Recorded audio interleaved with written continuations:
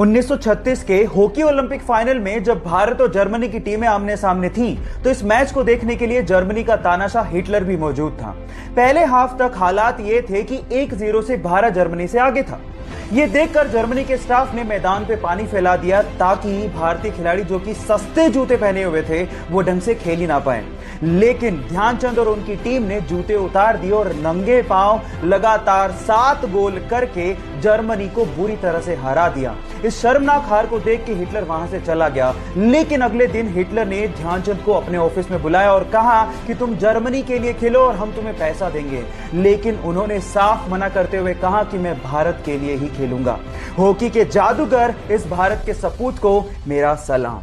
कभी कभार कुछ लोग कुछ ऐसा कर जाते हैं जिसे देखने के बाद इंसानियत पर भरोसा और भी ज्यादा बढ़ जाता है। कुछ ऐसा ही किया WWE फाइटर ट्रिपल एच ने। एक्चुअली हुआ कुछ यूं कि एक बच्चे को कैंसर था और उसकी आखिरी ख्वाहिश ये थी कि वो ट्रिपल एच के साथ फाइट लड़ना चाहता था। ट्रिपल एच ने ना सिर्फ फाइट लड़ी बल्कि उस छोटे से बच्चे के पंच से नीचे गिर के उसको विनर बना के जो जेस्चर दिखाया वो काबिले तारीफ था, जिसने मेरा तो दिल जीत लिया। जरा देखिए।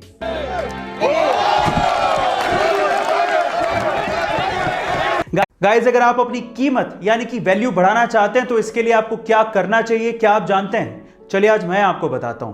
देखिए, मान लीजिए कि अगर कोई मक्खी सब्जी तोलते वक्त सब्जी के तराजू में बैठ जाए तो उसकी कीमत क्या ही होगी।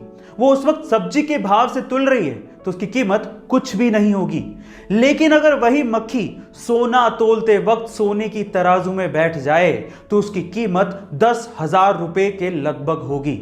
इससे आप क्या समझे जानते हैं?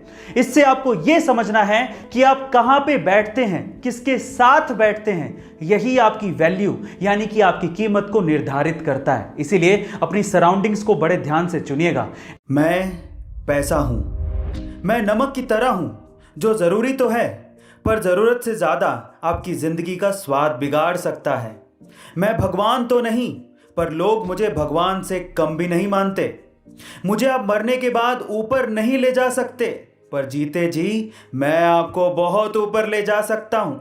मैं नई रिश्तेदारियां पैदा कर देता हूं पर असली और सच्ची बिगाड़ देता हूं।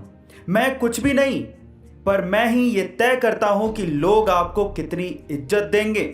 मैं सारे फसाद की जड़ हूं पर फिर भी लोग मुझे पाना चाहते हैं। मैं बोलता नहीं पर सबकी बोलती बंद जरूर कर देता हूं। मैं पैसा हूं।